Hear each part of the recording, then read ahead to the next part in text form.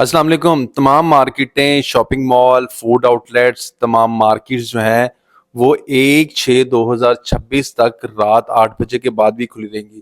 ہاں بالکل lock down میں نرمی کر دی گئی ہے، اور اس کا فائدہ ان تمام مارکیٹوں کو ہوگا، فوڈ آؤٹلیٹس کو ہوگا، کیونکہ آپ کو پتہ ہے کہ عید نزدیک آ رہی ہے.